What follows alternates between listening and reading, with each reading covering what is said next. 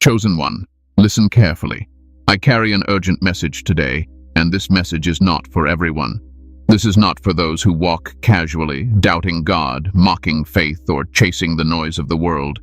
No, this message is only for those who walk the narrow path, those who have been called, marked, separated, and quietly prepared by God Himself.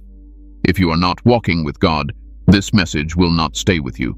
But if you are truly chosen, you will feel something stir inside you right now, because this message has reached you at the exact moment it was meant to. Chosen one, stop worrying. God has already calibrated your path. Nothing in your life is off course. Nothing is late. Nothing is broken. Every delay, every pause, every closed door has been measured with divine precision. And today, God wants your restless mind to finally rest. I need you to stay with me till the very end, because what I'm about to share will lift a heavy weight you've been carrying silently. This message will realign your thoughts, calm your spirit, and remind you who is truly in control. Before we continue, chosen ones, give a like to this video, subscribe to the channel if you haven't already, tap the bell icon, and share this message with other chosen ones so they can receive this divine reassurance. And comment 777 in the comments to declare that you trust God's timing and alignment over your life. Now take a deep breath. Let's begin.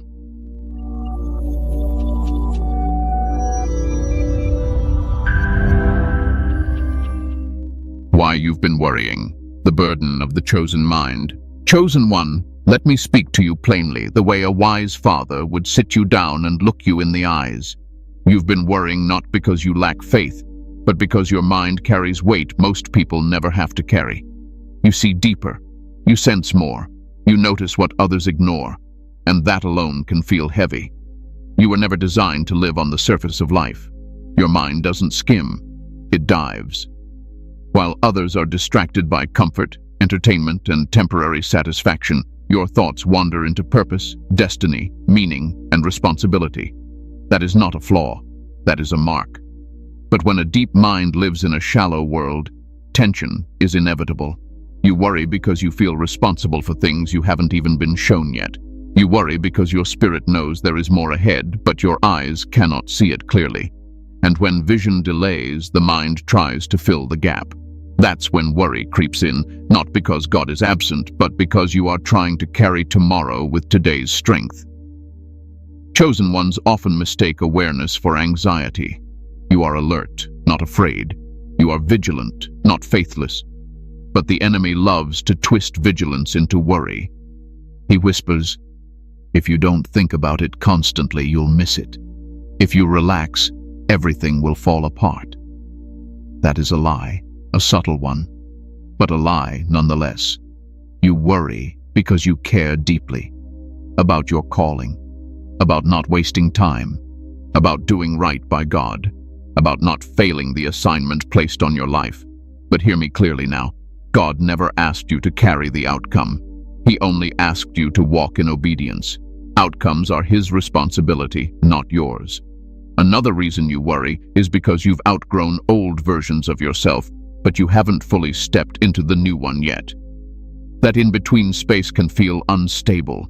You don't fit where you came from, and you haven't fully arrived where you're going. That space is uncomfortable. It makes the mind restless. It makes you question yourself. But that space is not confusion. It is transition. And transitions always feel uncertain to those who don't understand divine process. You are shedding layers. Old thinking, old limitations, old attachments. And shedding always feels like loss before it feels like freedom. So your mind asks questions your spirit already knows the answer to. You also worry because you walk alone more often than not. Few people truly understand you. Few can relate to your thoughts, your convictions, your silence. So when pressure builds, there is no one to fully unload it onto. You carry it inward, quietly. That silence can amplify worry if you're not careful. But let me say something strong now.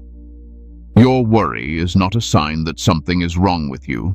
It is a sign that something great has been entrusted to you.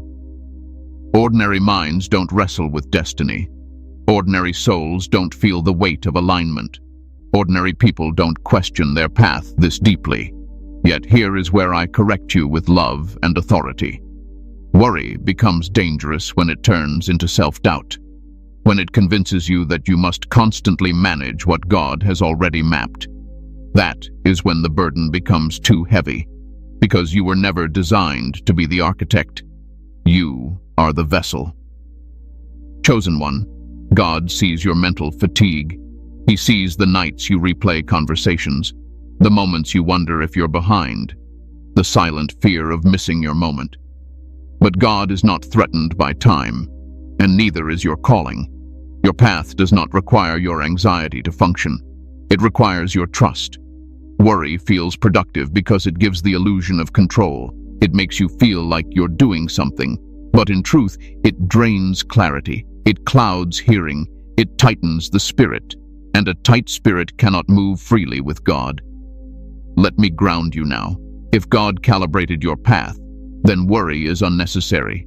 Calibration means adjustment, precision, intention. It means nothing is excessive and nothing is lacking. Even your delays have purpose. Even your questions are allowed. But your peace must be protected. You are not behind. You are not lost. You are not failing. You are becoming.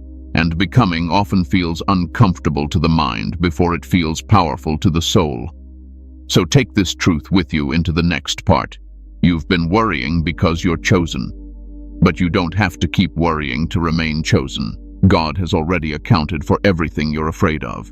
Now let me show you how deeply and precisely God has calibrated your path. God's calibration. Nothing in your life is random. Chosen one. I want you to slow your thoughts right now. Not tomorrow. Not later. Right now. Because if you truly understand what I'm about to tell you, a large portion of your worry will lose its grip on your mind. God does not improvise. He does not guess. He does not experiment with your life. When I say your path is calibrated, I mean it has been measured, adjusted, refined, and aligned with intention. Calibration is what an expert does when precision matters. And your life requires precision. You see events, God sees alignment. You see delay, God sees preparation. You see confusion, God sees sequencing. Nothing in your life happened randomly. Not the family you were born into, not the city you live in, not the heartbreaks you endured, not the doors that closed without explanation. Every single element was factored into your becoming, even the parts that hurt. Chosen ones struggle here because you want clarity before movement, but God often gives movement before clarity. Why? Because clarity grows as you walk. If God showed you everything at once, your mind would collapse under the weight of it. So he releases truth in portions, strength in measures, and understanding in seasons. Think about this carefully. Calibration requires tension. If something is loose, it cannot be calibrated. If something is rigid, it breaks. God applies just enough pressure to adjust you without destroying you. That's why your life has felt intense but not fatal, challenging but not consuming, heavy but survivable. The delays you hate were not punishment. They were protection. You were not ready for what you were asking for at the time you asked for it. Your character needed strengthening. Your discernment needed sharpening. Your spirit needed grounding. And God loves you too much to hand you blessings that would crush you instead of elevate you. You compare your timeline to others because you're looking horizontally instead of vertically. Their path is not calibrated for your calling. What works for them would damage you. What comes easily to them would distract you. God slows you down because your assignment is heavier. Higher-level missions require deeper foundations. There are things you begged God for that he withheld, not because he ignored you, but because he saw further than you did. He saw how it would change you too quickly. He saw the pride it could awaken. He saw the dependence it could create. So he said, "Not yet." And not yet is still love. Chosen one, God does not rush what he values, and he values you deeply. Even your mistakes were factored into the calibration. God knew where you would misstep. He knew where emotions would cloud judgment. He knew when fear would speak louder than faith, and yet he still accounted for it. He adjusted the path without removing the purpose. That's grace. That's sovereignty. That's divine intelligence far beyond human planning. You didn't miss your moment. God doesn't operate on fragile windows. He creates moments. He opens doors that no one can shut and closes doors no one can force open. When the time is right, alignment will feel natural. You won't have to strain. You won't have to beg. You won't have to chase. Things will begin to fall into place quietly but firmly. Calibration also means restraint. God restricts you from certain spaces, people, and opportunities because they would pull you off frequency. You call it rejection. God calls it redirection. You call it loss. God calls it pruning. And pruning always precedes growth. There are relationships that ended because they could not go where you were being taken. There were versions of you that had to die so the next version could breathe. That process feels painful because death always does. But what emerges afterward carries authority, clarity, and peace. Let me say this boldly now. If your life feels slow, it's because God is being careful with you. If your progress feels quiet, it's because God is building something stable. Loud beginnings often end in collapse. Quiet foundations last. Stop interpreting discomfort as disorder. God often disturbs what is comfortable to align what is meaningful. And once alignment begins, the noise inside you will start to settle. Calibration also means timing. You are not late. You are not early. You are exactly where you need to be for what is forming inside you. The version of you that will step into the next season is still being refined. And God will not release you until you are ready to carry what is coming without losing yourself. Chosen one, hear this clearly. Your life is not fragile. It is intentional. Your path is not chaotic. It is precise. And your future is not uncertain. It is already known by the one who designed it. So rest your mind here. If God calibrated your path, then worrying only drains you. Trust conserves you.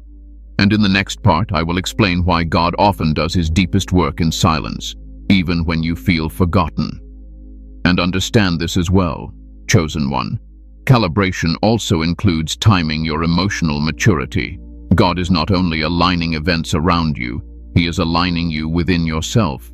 There are reactions you no longer have, arguments you no longer engage in, temptations that no longer control you. That did not happen by accident. That is calibration at work. You may feel like life slowed down because God reduced distractions. He removed noise so you could hear him clearly. He limited access so you could strengthen discernment. He narrowed your circle so you could deepen wisdom. That is not loss. That is focus. When God calibrates a path, he also calibrates desire. Things you once chased no longer excite you. Things you once feared no longer intimidate you. Your appetite has changed. Your tolerance has shifted. Your spirit has matured. And that internal shift is often the clearest sign that alignment is already happening. Do not overlook what is happening quietly inside you while you wait for something loud to happen outside you. God works from the inside out, never the other way around. When the inside is ready, the outside follows naturally. So take peace in this truth. If you feel stretched but stable, challenged but not broken, uncertain but still hopeful, that is not confusion. That is calibration nearing completion. The silent seasons. When God works quietly. Chosen one. This is the part most people misunderstand, and because they misunderstand it, they suffer unnecessarily. Silence. God's silence. That season where prayers seem unanswered, signs feel distant, and progress appears invisible. Let me tell you something with calm authority. Silence does not mean absence. Silence means focus. God often works his deepest, most precise work when he removes the noise. When he quiets the outside, he amplifies the inside. But the human mind, especially the mind of a chosen one, struggles with silence because silence removes reassurance, and without reassurance, the mind tries to fill the gap with assumptions. That is where anxiety begins. You see, noise gives the illusion of movement. Silence demands trust, and trust is not passive. Trust is one of the strongest spiritual disciplines there is.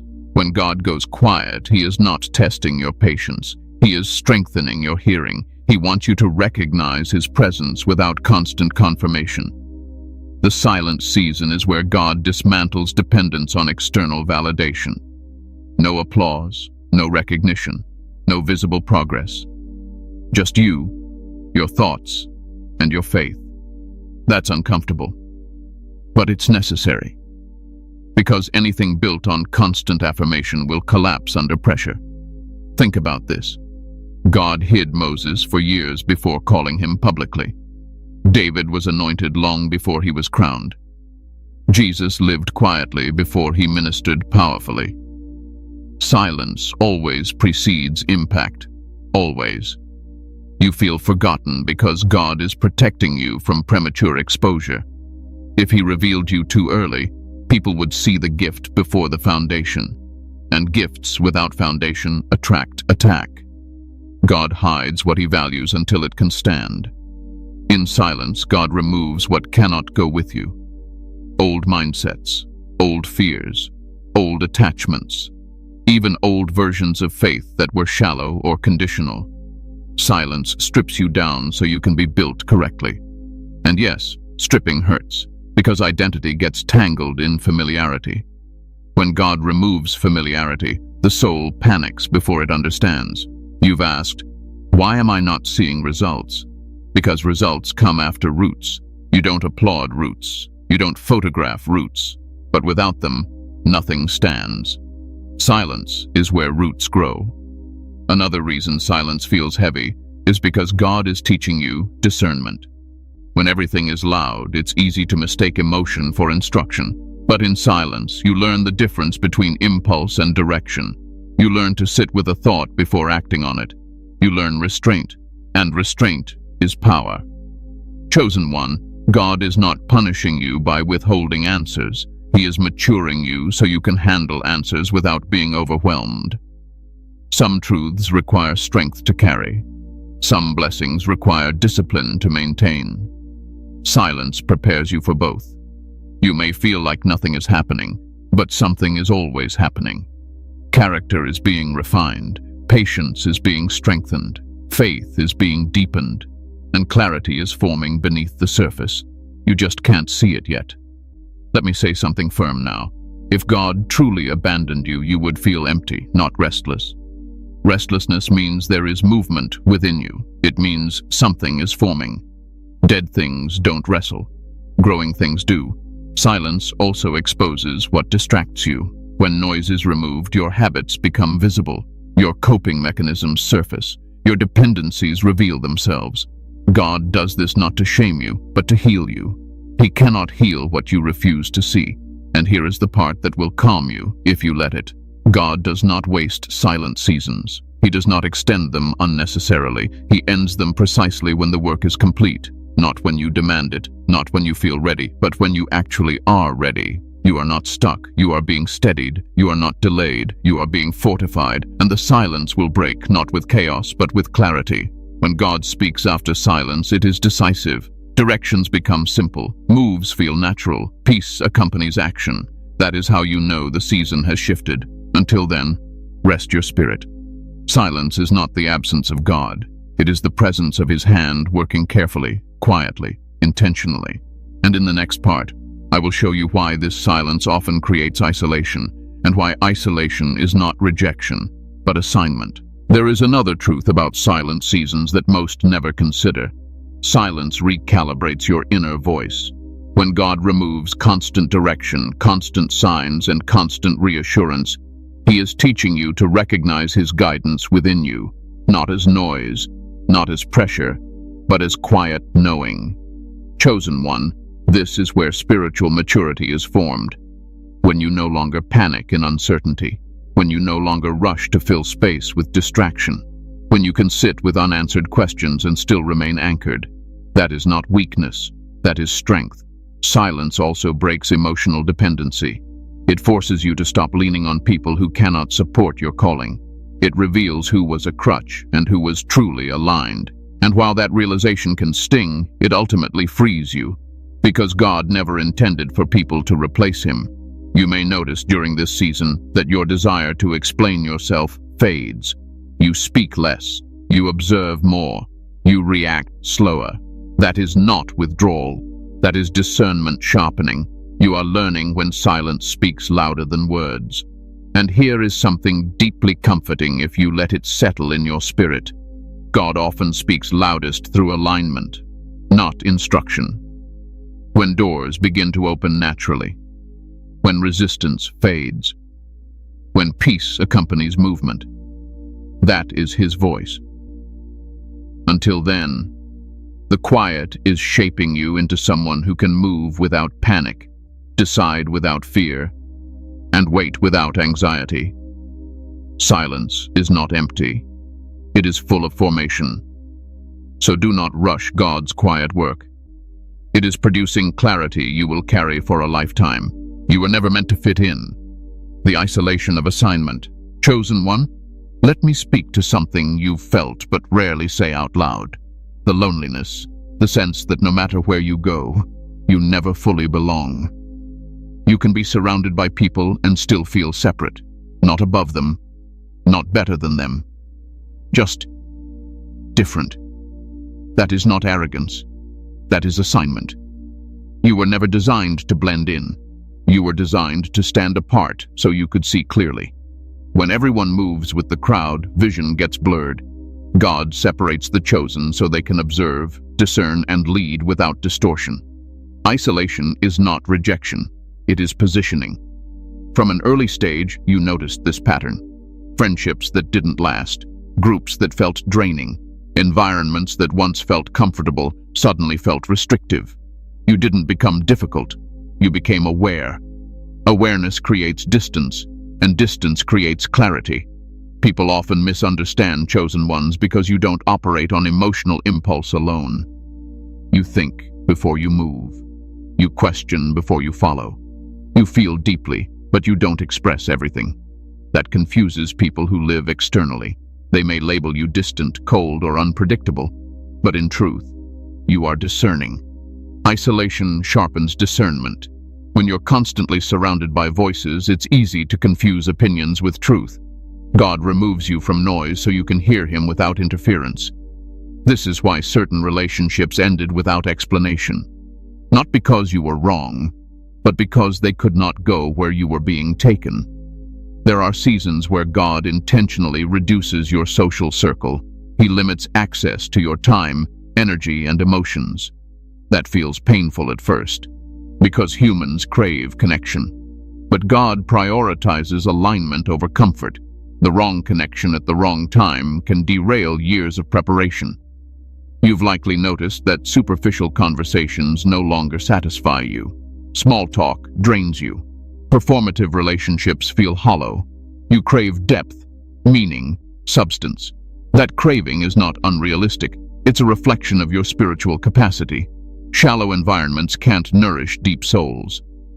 Chosen one, isolation does not mean you are unloved. It means your spirit requires space to grow. Seeds do not sprout in crowds. They grow in darkness, in silence, in solitude. And only after roots form does anything visible emerge. You may wonder why others seem surrounded while you stand alone. Understand this. God often gives crowds to those who need validation. He gives solitude to those who need clarity. You are being trained to stand firm even when no one applauds.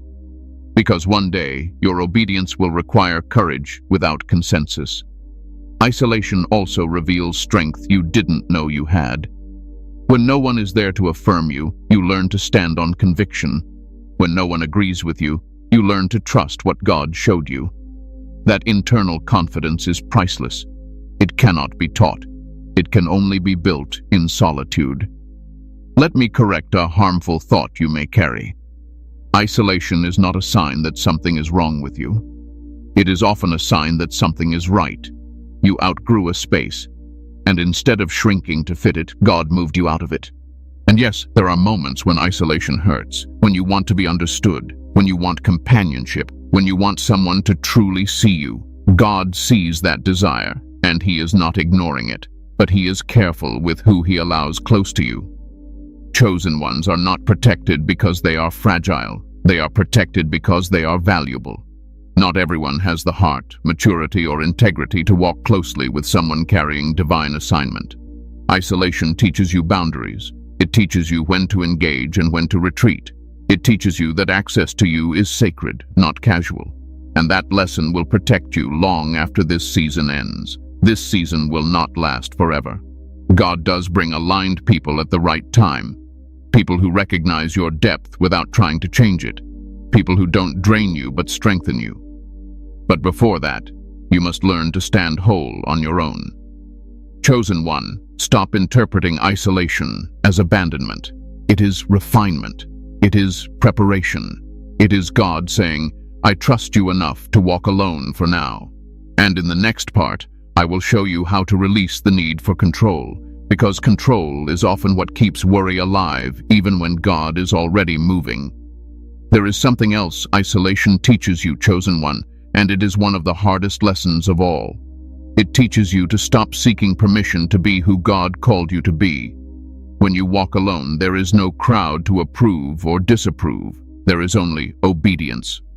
Many chosen ones struggle not because they lack direction, but because they secretly hope someone will validate the direction God already gave them. Isolation removes that crutch. It forces you to stand on conviction rather than consensus. And that is where true spiritual authority is born. Isolation also purifies motive. When no one is watching, you discover why you really do what you do. Are you serving God for recognition or because you are called? Are you walking in truth because it is popular or because it is right? Solitude answers those questions honestly. You may notice during this season that your tolerance for dishonesty decreases. You sense manipulation faster. You withdraw sooner. That is not becoming judgmental. That is becoming discerning. God sharpens perception in isolation because clarity is essential for leadership. And let me say this gently but firmly. If everyone understands you, you are not walking far enough ahead. Vision always looks strange from behind.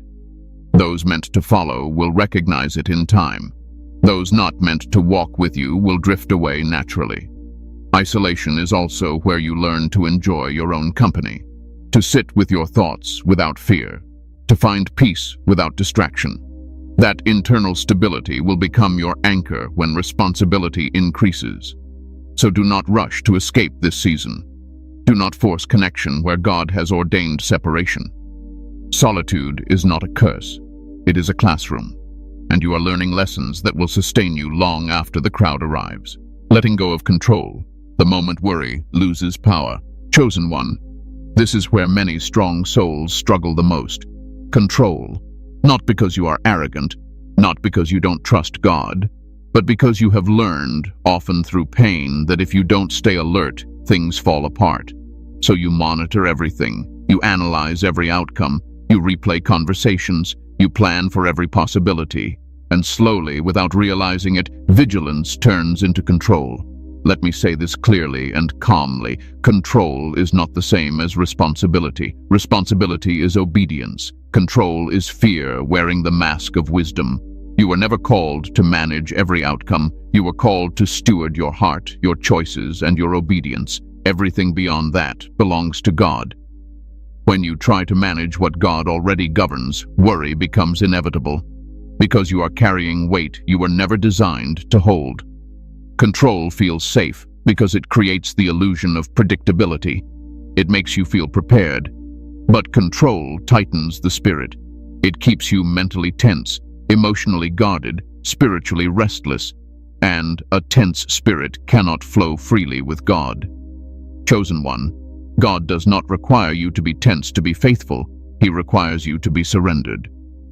Here is where many misunderstand surrender.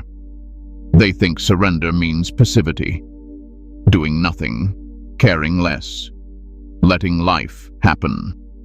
That is not surrender. That is resignation. Surrender is active trust. It is choosing obedience while releasing attachment to outcome. You still show up. You still prepare. You still move when God says move. But you stop trying to force timing, reactions, and results. You stop rehearsing failure. You stop negotiating fear. Control often shows up when you are afraid of being disappointed again. You tell yourself, if I manage expectations, I won't get hurt. But that also limits joy. You cannot protect yourself from pain without also blocking peace. God does not want you guarded. He wants you grounded. Letting go of control begins when you accept this truth. God sees more than you. He knows more than you. And He cares more deeply about the outcome of your life than you ever could. If that is true, then constant worry is not preparation. It is distrust disguised as diligence. And I say that without judgment, only clarity. Chosen ones often confuse self-reliance with strength, but spiritual strength is knowing when to release. Moses led millions, yet he still rested in God's instruction.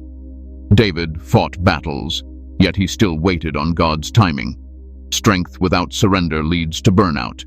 Strength with surrender leads to peace. You feel mentally exhausted because you've been carrying tomorrow's problems with today's energy. You are trying to resolve scenarios that have not even arrived. And worry feeds on imagined futures. It thrives in what if. Let me ground you here. God only gives grace for today, not for next month, not for next year, just today. When you drag the future into the present, you exceed your grace supply. That is why your mind feels overwhelmed. Letting go of control means learning to stay present without becoming careless. It means trusting God enough to stop rehearsing disasters. It means believing that even if something unexpected happens, God will meet you there with wisdom and provision. Control also blocks intuition. When you overthink, you drown out discernment. God's guidance is often quiet, calm, and clear. But worry is loud, urgent, and repetitive. You must learn the difference between God's prompting and your anxiety's noise. Here is a practical truth. Peace is often the confirmation you are aligned, not excitement, not urgency, peace. If a decision requires you to abandon peace to pursue it, pause. God does not rush you into alignment. He leads you into it. Chosen one, releasing control does not make you irresponsible. It makes you available, available to hear, available to adjust, available to move when God opens the door rather than when fear pushes you through it. You are allowed to rest your mind. You are allowed to pause without guilt. You are allowed to trust without constantly proving your faith through stress. God is not impressed by your anxiety. He is honored by your trust. And here is the moment worry truly loses power. When you say, God, I will do my part and I release the rest to you. Not once, daily, sometimes hourly. Because surrender is not a one-time decision. It is a posture. Some days control will try to return. Old habits resurface. Old fears speak. When that happens, do not condemn yourself. Simply return to trust. Peace is practiced, not perfected.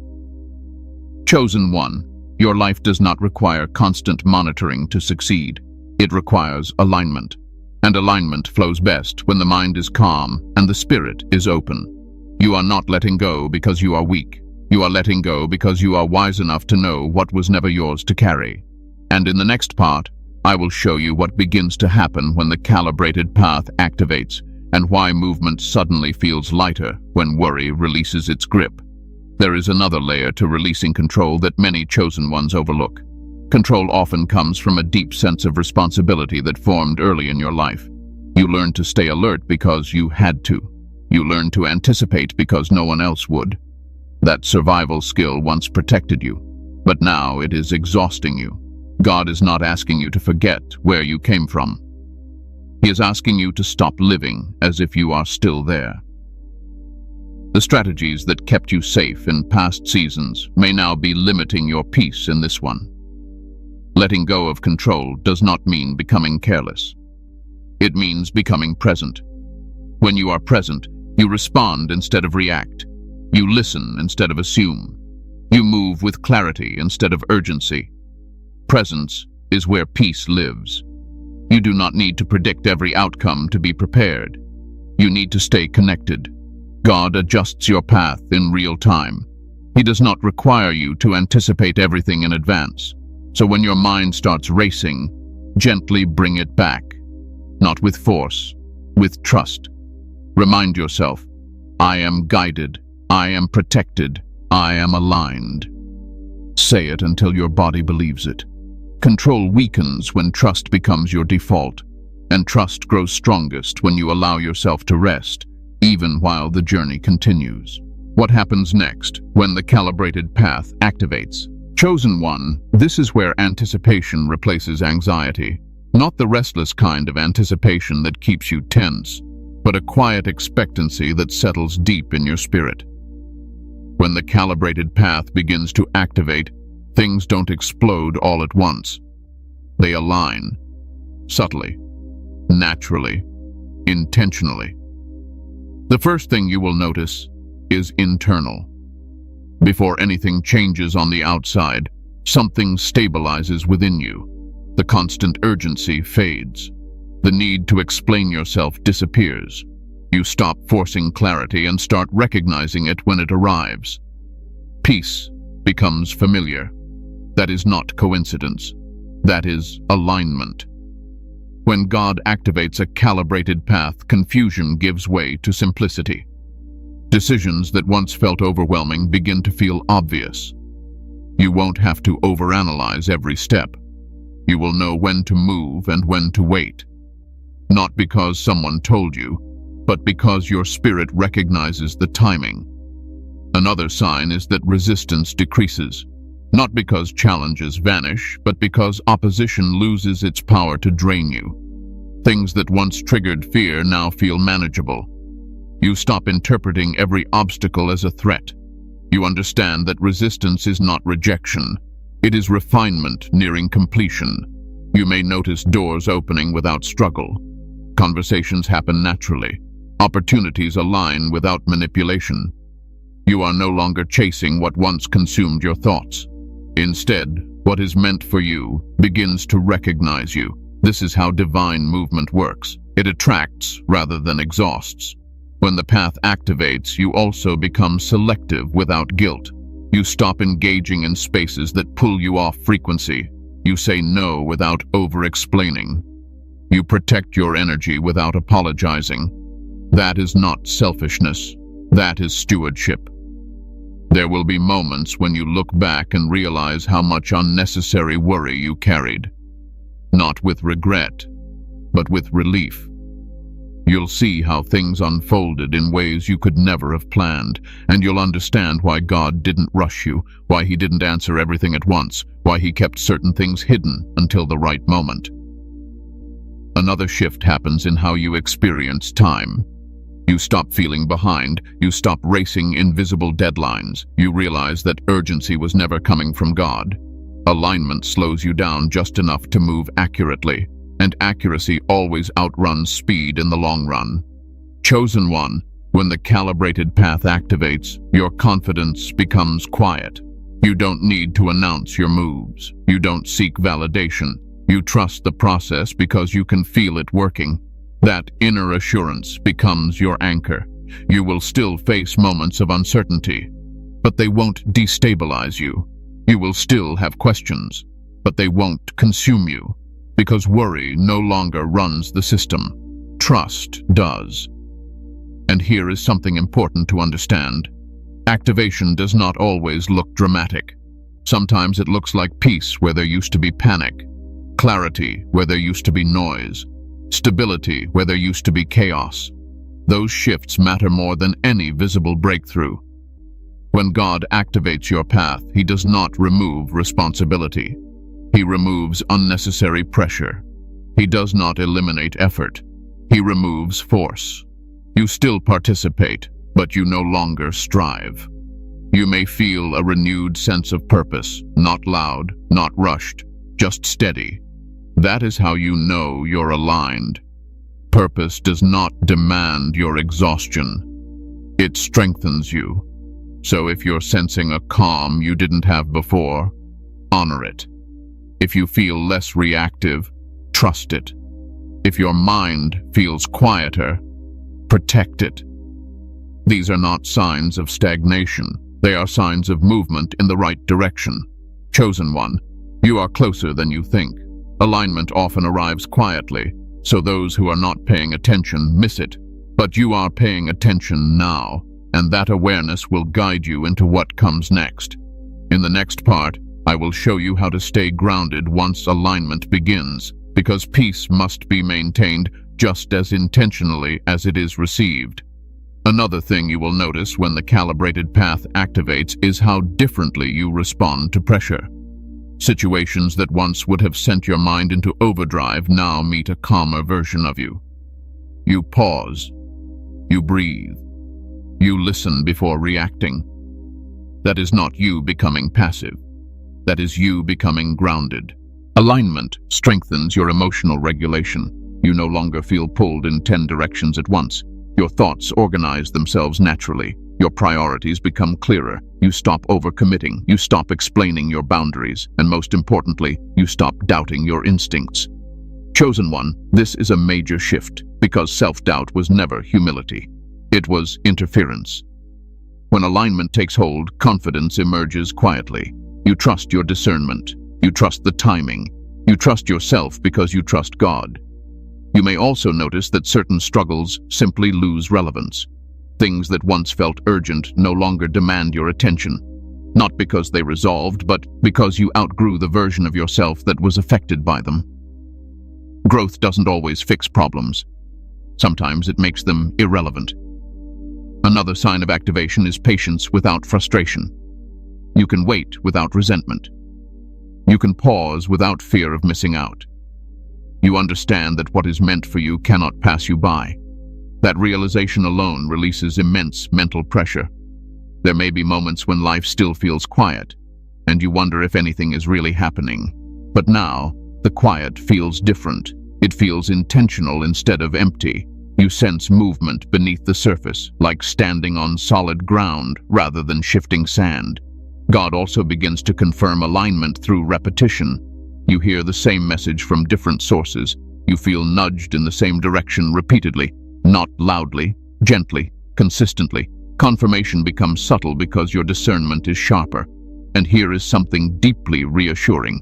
When your path activates, God does not overwhelm you with everything at once. He reveals just enough for the next step, and because worry has loosened its grip, that becomes enough. You stop demanding certainty and start trusting sequence, one step at a time, one decision at a time, one season at a time. That rhythm brings peace. So if you feel steadier than before, even without visible answers, honor that. Stability is often the first evidence that alignment is real. Staying grounded. How chosen ones maintain peace. Chosen one. Alignment is not something you enter once and forget about. Peace is not automatic just because God has calibrated your path. Peace must be maintained, guarded, chosen daily. This is where maturity shows itself, not in how powerfully you move forward, but in how calmly you stay rooted. Staying grounded begins with understanding this simple truth. Your peace is sacred. It is not fragile, but it is valuable.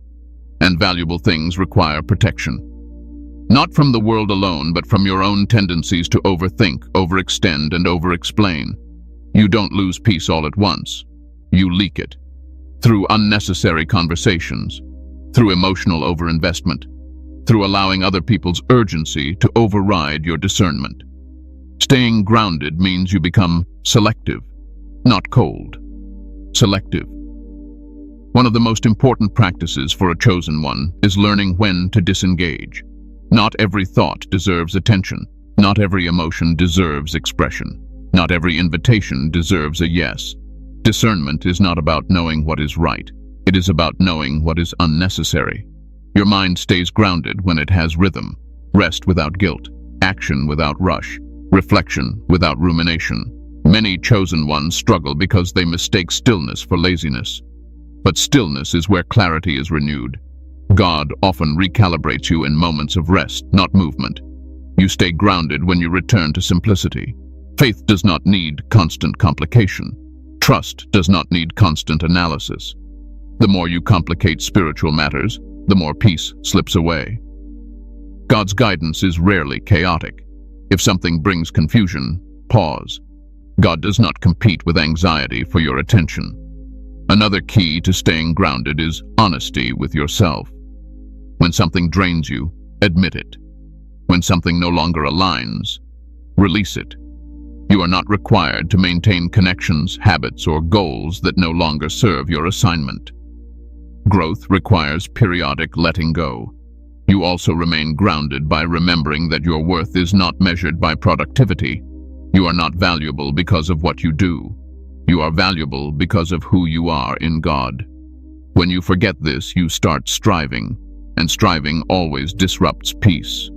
Chosen one, you must also guard what you consume, not just physically, but mentally and spiritually. Constant exposure to fear, negativity, comparison, and chaos will erode peace over time. Choose carefully what you allow into your mind. Peace is built quietly, but can be disturbed quickly. Another grounding practice is learning to sit with yourself, without distraction, without noise, without needing to prove anything.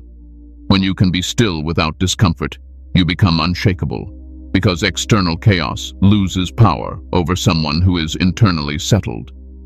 Let me say something that may challenge you gently. Not every feeling needs to be fixed. Sometimes it only needs to be observed.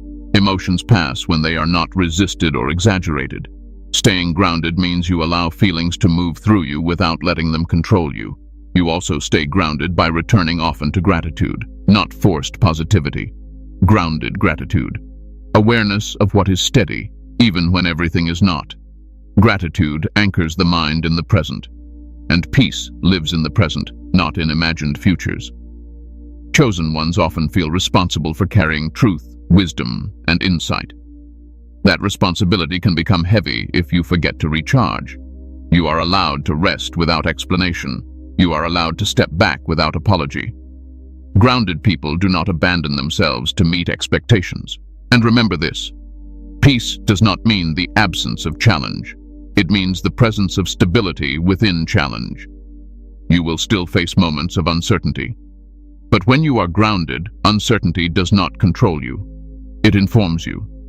Staying grounded also means returning to trust regularly. Trust that God is still guiding even when you are quiet. Trust that alignment continues even when progress feels subtle. Trust that you do not need to force what God is already unfolding. Chosen one, peace is not something you chase. It is something you maintain by how you think, what you allow, and where you place your trust. When peace is protected, clarity remains. When clarity remains, alignment stays intact. And now, let us bring everything together, because your worry is not just easing, it is ending. Conclusion: your worry ends here. Chosen one, take a moment right now and breathe. Not because everything is suddenly perfect, but because you finally understand something your mind has been fighting for a long time. You were never off track. You were never forgotten. You were never late. God has been calibrating your path with precision, patience, and purpose. The worry you carried was not weakness. It was the result of caring deeply, seeing far, and feeling the weight of assignment. But now you know this truth. You were never meant to carry the whole picture, only the next step. God has always held the rest. Your life is not fragile, it is intentional. Your delays were not denials, they were adjustments. Your isolation was not rejection, it was preparation. And your silence was not absence, it was God working quietly, carefully, lovingly. From this moment forward, you are allowed to rest your mind. You are allowed to trust without constantly proving your faith through stress. You are allowed to move forward without fear chasing you. Peace is not something you earn. It is something you receive when you finally stop resisting trust.